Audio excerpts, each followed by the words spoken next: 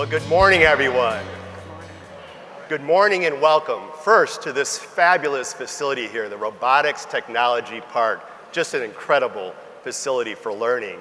And also welcome to an important announcement, about the future of Toyota's FAME program, the Federation of Advanced Manufacturing Education Program. I'm Chris Nielsen, Executive Vice President of Toyota Motor North America. Now first, we are so excited to have with us today, Advisor to the President of the United States, Ivanka Trump. Thank you. Thank you, Chris. Thanks, everyone. Ivanka, we are so excited to have you here to help shine a bright light on today's announcement. Your leadership in advancing career pathways and expanding apprenticeship programs across our country is tremendous. We appreciate the Trump administration's strong commitment to that, and we can't thank you enough for being here today with us. Thank you. Thank you, Chris. Okay. Now, joining me here today are a number of important participants in our panel. I'll start with Jay Timmons, the President and CEO of the National Association of Manufacturers. Sitting just next to me is Carolyn Lee, Executive Director of the Manufacturing Institute. To this side is Mike Lamach. Mike is CEO of Ingersoll Rand Corporation, but also the chair of the National Association of Manufacturers Board of Directors.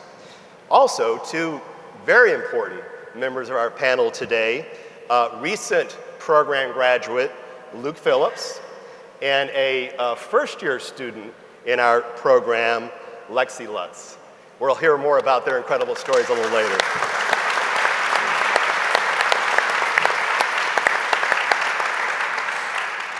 And thank you to all of you for being a part of this announcement today as well. So here it goes.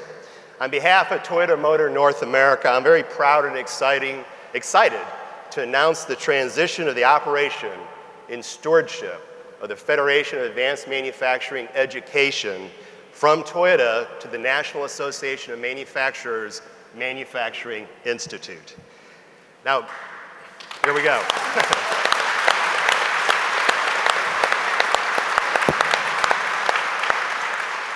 Now, the Manufacturing Institute is a trusted partner, ideally equipped to build on FAME's strength and to take it to the next level. There's no better organization to lead FAME into the future and realize the full potential than the Manufacturing Institute. Carolyn, we really look forward to working with you on that. Thank you, Chris. Okay. Now, this is important because FAME provides the technical qualifications in advanced manufacturing and helps students develop professional skills and a deeper understanding of the manufacturing industry. FAME graduates are prepared to fill the in-demand manufacturing jobs available today that are well paid and lead to very rewarding careers. Now, since 2010, the Toyota FAME program has produced remarkably strong graduates. What started as a pilot program at our Kentucky plant has significantly grown to include just under 400 partner companies participating with us in 13 states. Now, the program could not be where it is today without the tremendous support of those partner companies. And many of those are in attendance here today. You see, this is an employer-led program. Everything from forming a chapter to working with local education institutions to recruiting and sponsoring students is all driven by the participating companies. And again, we have a number of those companies here with us today. Others are joining us from the live stream on the internet and as well on the stage with me. So we're grateful to the commitment of all those partner corporations in the FAME program. So it's as true today as when FAME was first founded nearly a decade ago that we believe when good ideas are shared, great things can happen. So that's why we are so very excited to see the Toyota training model transition to the Manufacturing Institute and continue its expansion nationwide.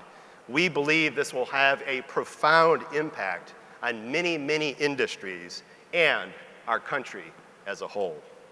So, for more about FAME and to lead a discussion with our distinguished panelists, I'd like to now hand over to Carolyn Lee, Executive Director of the Manufacturing Institute, to share a few words. Carolyn? Thank you, Chris, and thank you all for being here. So today, yes, there's a big announcement, but it's truly a celebration. It's a celebration of what can be built with leadership and with the commitment of an industry. And so this isn't just about those of us who are up here talking today. It's about all of you who have grown, who have built this, who have come together in your communities with partners and industry associations, state government, your local community college and technical schools, and the business community, the manufacturing community, coming together to build something that is truly outstanding, that has proven results, and that is changing lives each and every day across the country.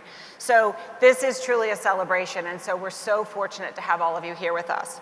So how did we get here? Well, Chris mentioned this, and there's a few partners we need to call out and people we need to thank. First, thank you, Secretary Canfield, for hosting us here today in this fabulous facility. The partnership the state has with Calhoun Community College and the community college system in Alabama is truly to be commended. And thank you to Jeff Lynn for all the work that you've done with us and the team as well at the Institute.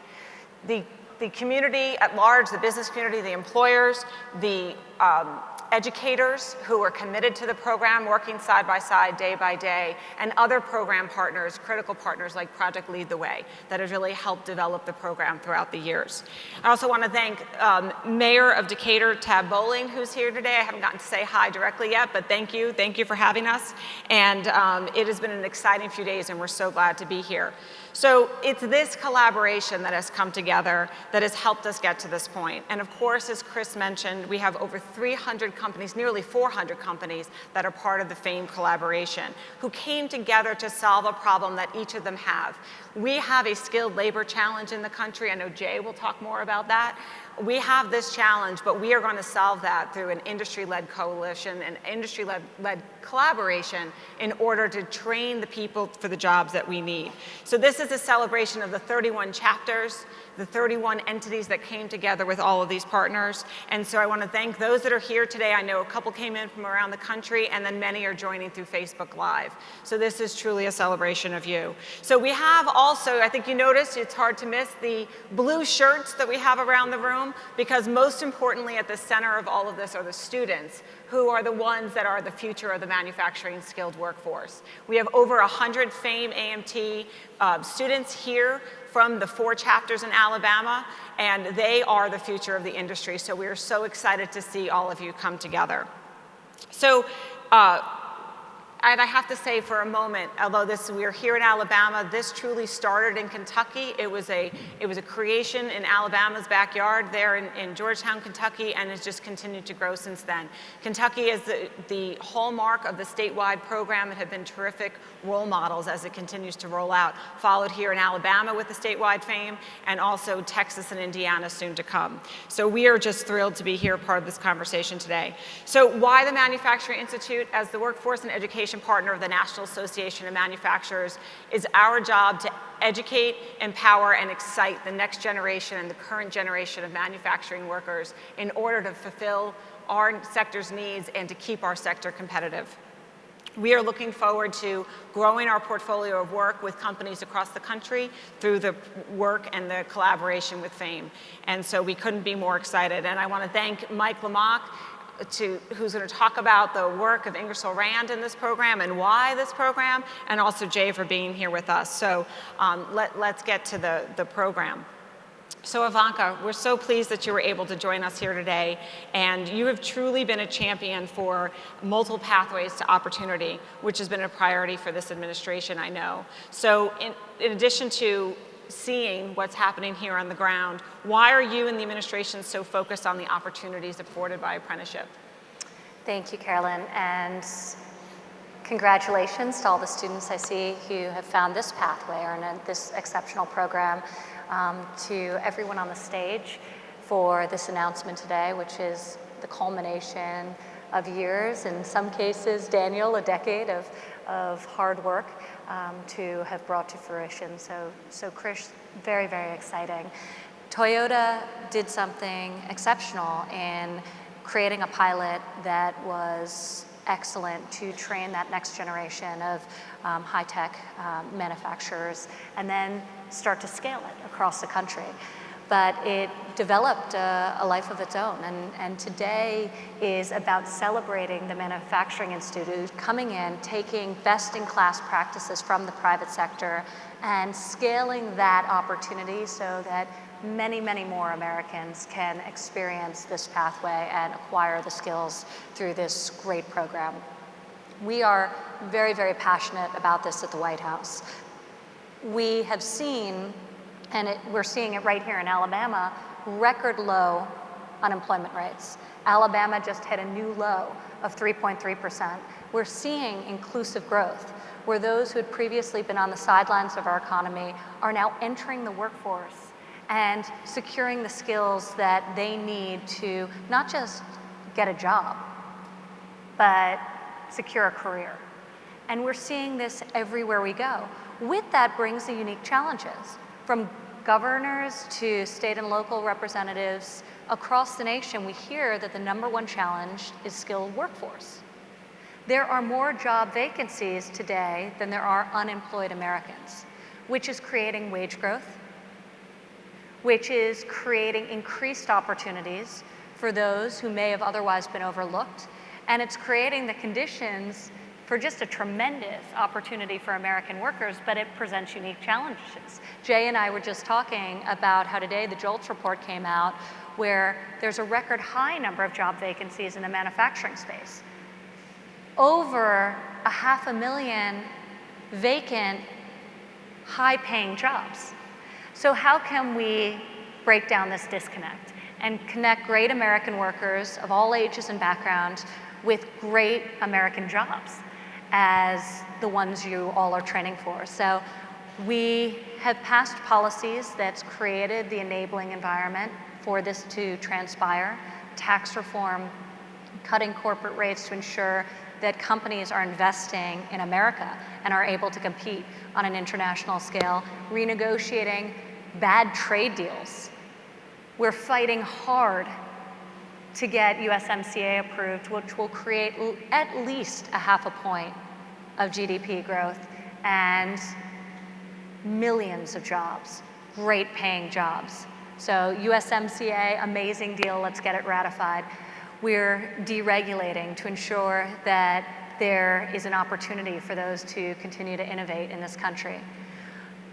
All of that is creating record low unemployment across pretty much every demographic and in every industry.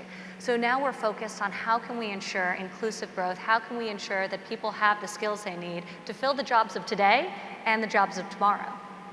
What we're seeing here is a job of tomorrow and a job of today. It's high-tech manufacturing, and that is the future of manufacturing in America. So we are committed to this. We're working in partnership with the private sector. The president launched our Pledge to America's Worker just a little over a year ago.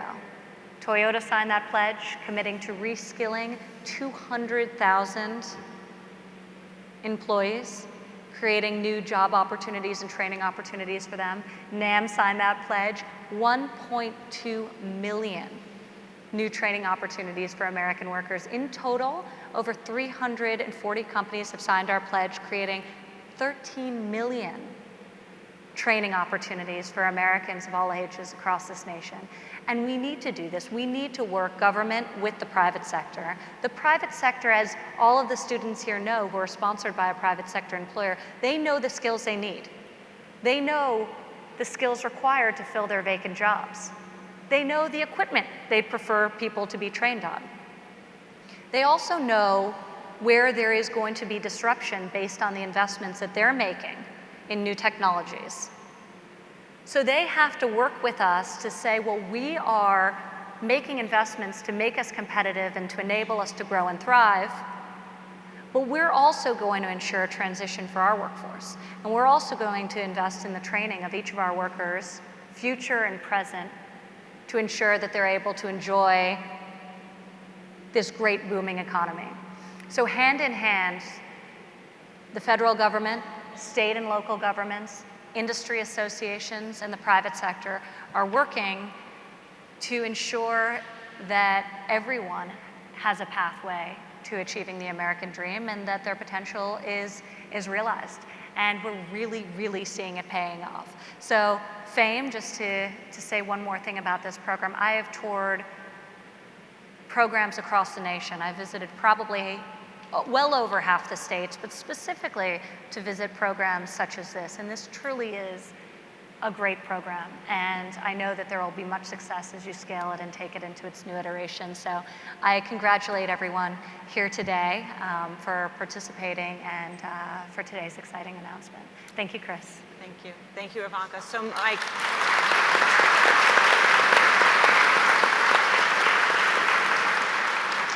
So Mike, I know that Ingersoll Rand has chosen to invest in the FAME model even before you knew that this announcement was coming. And so tell everybody why you chose FAME as the model for your workforce Well, I have to say investment. there's two really great reasons to be here. One, just as the chairman of NAM, when we talk to our 14,000 members and we ask about the biggest problem they face, they talk about the skills gap.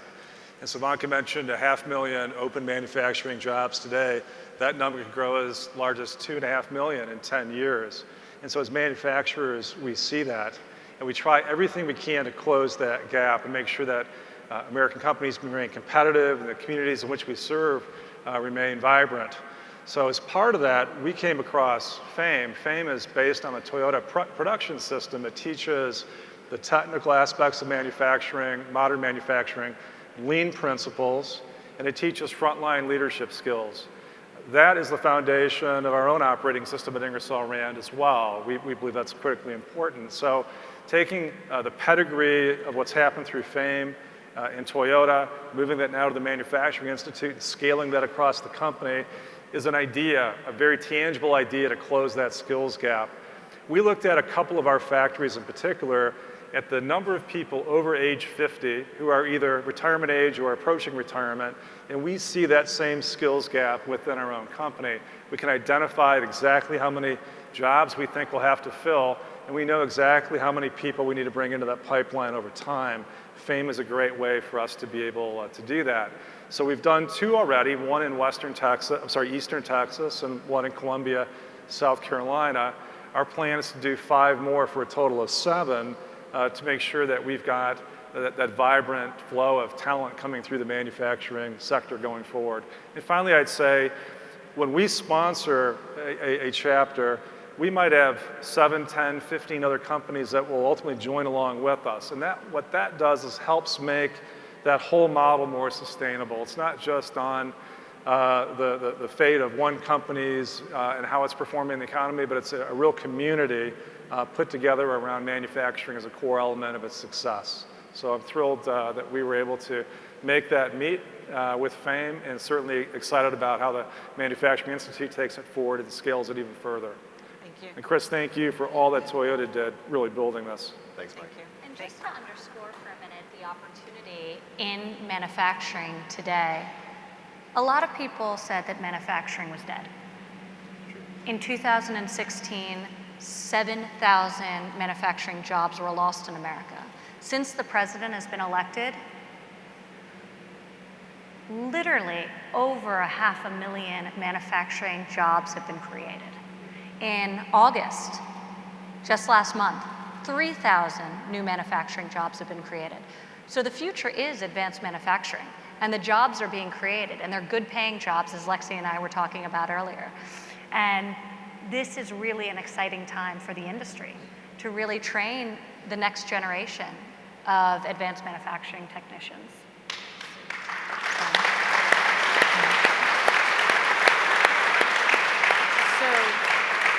And that's exactly right. So Jay, we talk all the time about the skills gap, and I think it's one of these comments that people hear so often they don't know what that means, really. So what does it mean to the industry, and then what else is the industry doing with the administration in order to close the skills gap? Yeah, so it's an interesting problem to have, right? We have more job openings than we have people to fill it.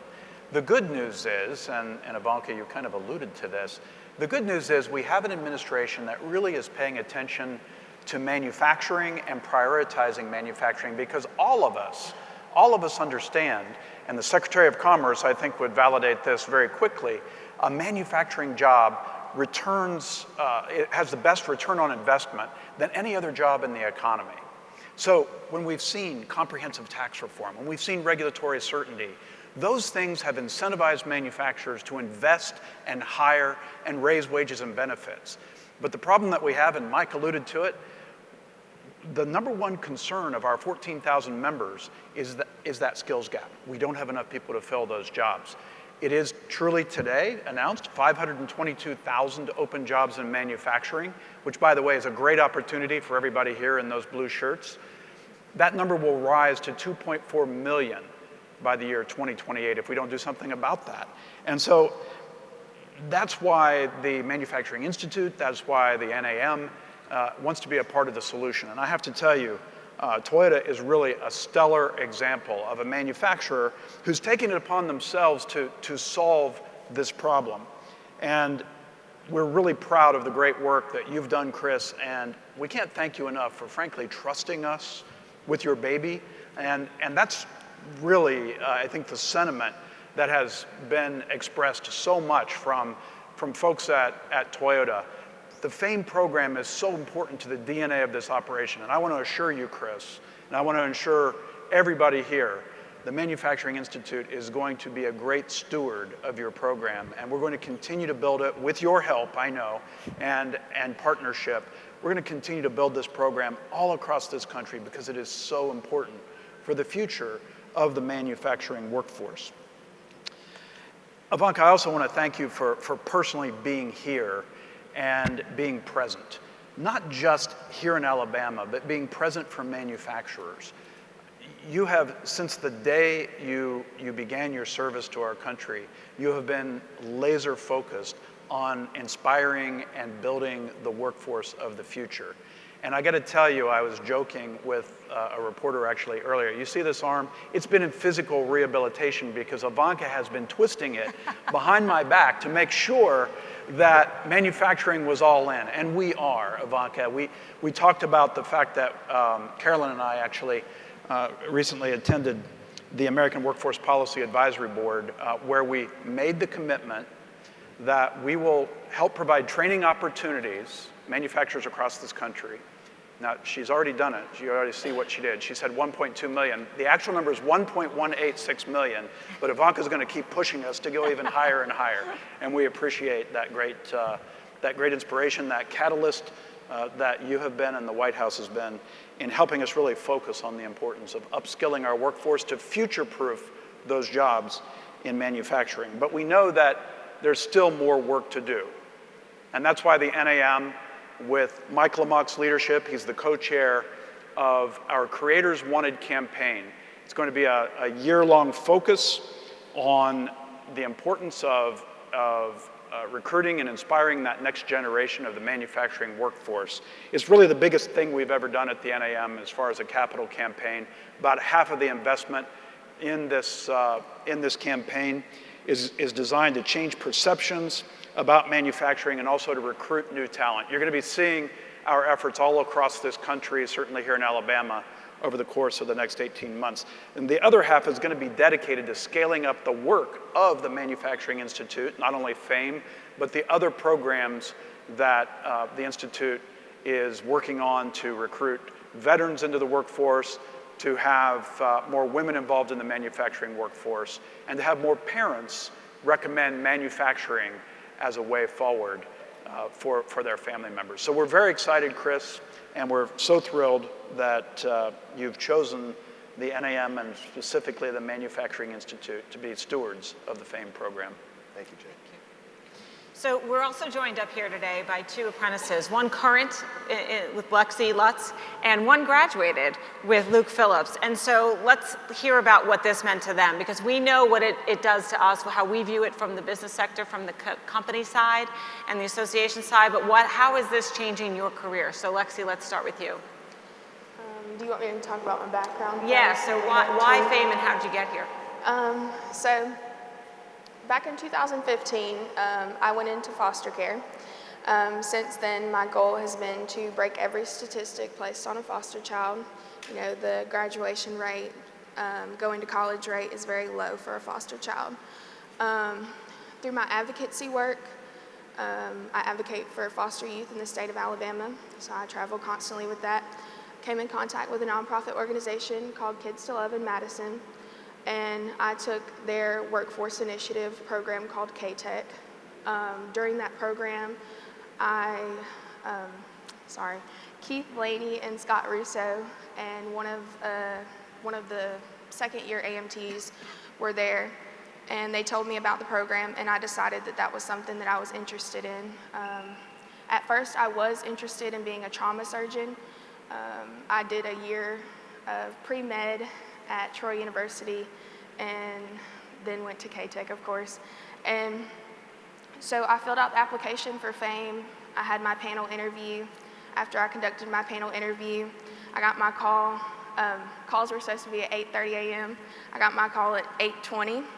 So when I got my call, I, of course, immediately said yes to Toyota. And that was what led me into FAME. So your first lesson in manufacturing was in showing up early and being ready early. Yes, matters, always. right? It's a really, it's a good lesson. So Luke, tell us what brought you to the program, and now how has this changed your trajectory? Well, it's definitely absolutely changed. Of course, it's a life-changing program in general for anybody coming out of high school. You know, a lot of kids have no idea what path they want to take. They don't know if they want to take a 4-year path, 2-year path, or even if they want to go to college, especially in our area. You know, it's a very common thing for people to not go to college, decide that they want to take another route and maybe go to construction work, whatever they want to do. And that's perfectly fine, nothing against that.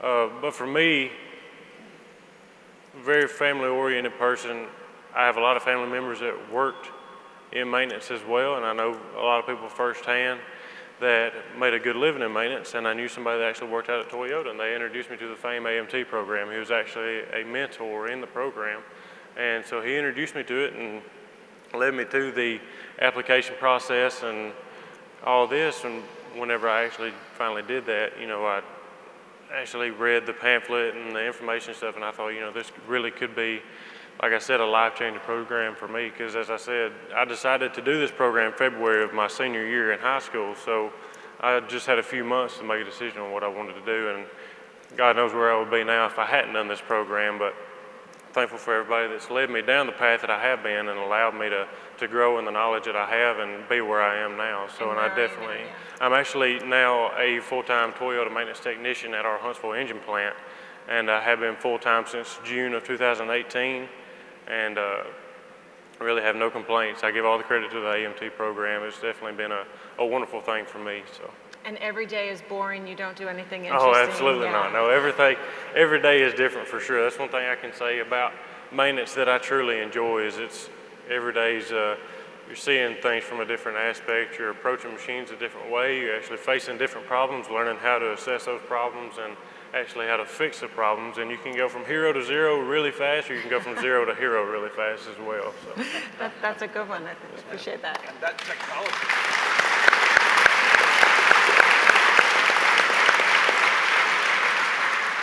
Technology that is being infused into our manufacturing facilities, that's kind of what makes it exciting, right? It's not, you don't have to fear that, you actually just have to embrace it, figure out how to make it work, and it really makes every day exciting. And technology is advancing, you know, every day, as we say, and it's being implemented in all the manufacturers, all the plants that we work in, and it's just wonderful to get to see it and get to experience it firsthand. I mean, Toyota's expanding rapidly, you know, we're adding on lines of different things. With new lines comes new machinery and new technology, so getting to witness that firsthand and learn it firsthand and be some of the first ones to actually see it and experience it helps in the long run as well with future experience, future opportunities.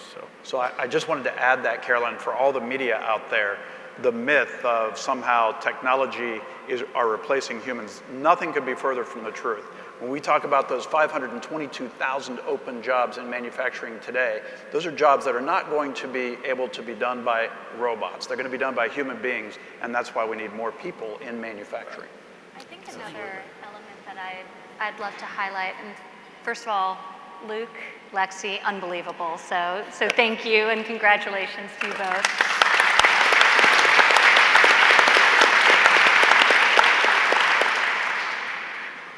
I think One of the elements that makes this program and so many of the other programs that I've toured that are successful as they are, is that there is a learn while you earn component. Because for most people, the reality of going through a program without any income and without wages is not practical. It's not a viable option. So this program really combines the best of both worlds, and all the programs that I've seen that are really doing a great job and really developing a very inclusive, diverse workforce are the ones that combine both of these elements. So I'd love to ask both of you, first of all, the experience of going to school and then working with your sponsored employer while you were going through this program, so you get both the paycheck and the on-the-job training experience, as well as the classic education and curriculum that you receive in the quote-unquote classroom. How has that been different from what you were used to? And then what would you say to other people? Because we want to raise awareness around all the amazing pathways to family-sustaining careers that are available to Americans in this country, regardless of age and regardless of background and prior experience. So what would you say to other people who may be listening to both of you, who had never considered manufacturing and are now interested when they hear about hours up, wages up, and over 500,000 job openings that exist today? What would you say to them? So I personally obviously didn't consider manufacturing at first, and my goal was to be a trauma surgeon. I was dead set on that, and then I just took a chance. And when I took that chance, I learned that I had a desire for manufacturing that I didn't know I had. So I think it's all about testing the waters there and seeing if it's for you, because you never know. And definitely with the hands-on experience, going to school 2 days a week and then working 3 days a week on the plant floor and having that real life experience, and everything that you learn, you're putting to work on the plant floor. Or if there's something that you don't quite understand in school, you're able to ask your mentors that are assigned to you to explain those concepts to you. So it's a win-win for you, and plus you get paid to do it, so. It's amazing. And no student debt. No. Incredible. How about you, Luke? Where if you had asked me 3 years ago where I would be today, I'd have never told you I'd be on a stage in front of TV, in front of everybody else, and doing an interview, doing a question and answer. And manufacturing can lead you to be a president of a company or whatever. It's definitely enables you to whatever level you want to be. It's a wonderful thing, like she said, hands-on experience. You get to work firsthand with mentors. You get to be out there on the floor, and as you said, no student debt whatsoever. That's definitely very appealing to me. And as I mentioned earlier, a lot of people don't want to go for the 2-year or the 4-year path because of the student debt, and that's a very, as I said, an appealing feature to me of the program, is because I graduated absolutely student debt free and was on the job as soon as I graduated. It's a very hands-on program. As far as the school and the work goes, you work 3 days a week and you go to school 2 days a week, and it's very leveled out. It's very evenly distributed between work and school, and you have people there. You have your mentors, you have your fellow students there to help you along the way each and every day. So it's definitely wonderful. And that is part, oh, go ahead. Luke, one thing I'll say to kind of reinforce the opportunity in your career, the president of our plant in West Virginia, Leah Curry, started as a maintenance technician in our Indiana plant. So that kind of potential exists for all of you in blue, so stick to it. Absolutely. And that's part of the commitment from the companies, is it's not you go to school and come in and then you're just going to do your job. It's really to pair the learning with what you're doing and help you apply that learning. I'll tell you, I probably would have done much better in science and math myself if I had some application of my learning while I was doing every day. But it's that work together, and it's truly the companies collaborating all the way through the program in order to make it a success. And I think that's what you mentioned, Lexi, with the asking a mentor as you're in work. If there's something in the learning part, in the classroom part that you don't understand, getting the opportunity then to benefit from that. And that is where industry is really leading, and that's what this program is really all about. We see a tremendous amount of fallout. If you look at just one statistic, for example, 50% of all women who graduate from university with a degree in a STEM-related field don't end up practicing in a STEM-related industry, don't end up working in a STEM-related industry. When you combine the education with on-the-job experience, whether it's in the form of an apprenticeship or some other on-the-job experience while they're securing that degree, it drops down to only 5% that don't end up working in a STEM-related field. So that connection to real life and the connection of skills learned in a classroom to skills utilized in life is critically important for maintaining interest and ensuring that people stay on that pathway. So it's a really great recipe. Back to you. Back to me? Back to Chris. It's going to bring us home. All right, thanks, Carolyn. Thanks for leading this incredible panel discussion. I think it should be clear to all of us from the insights you've heard from the panel why today's announcement is so important. It's important here in the great state of Alabama. It's important in the other 12 states where we currently have FAME chapters. But I think it's important to our country as a whole as well, Carolyn, because I know the Manufacturing Institute is going to take us to 50 states. And, you know, it's so important. We heard Mike and Jay talk about, you know, the skills gap, the fact that there's so many jobs that are open in manufacturing across our country. So this program is really about helping industry, helping manufacturers fill those jobs. But I'd also say what we heard from Luke and Lexi, it's really about that. It's about creating opportunity for our fellow Americans to realize the American dream. And really that's what our country, I should say, is about. So I really believe that's the importance of today's announcement. Now, there's one thing I like to do just before we wrap up, and he doesn't know that I'm doing this, but there's another really important person with us today, Dennis Parker. Dennis, would you stand, please?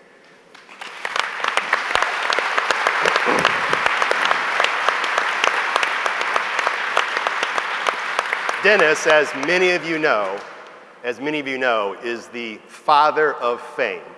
So Dennis, this is your baby, and your baby is graduating today. Congratulations to you, and thanks for your great leadership through the years.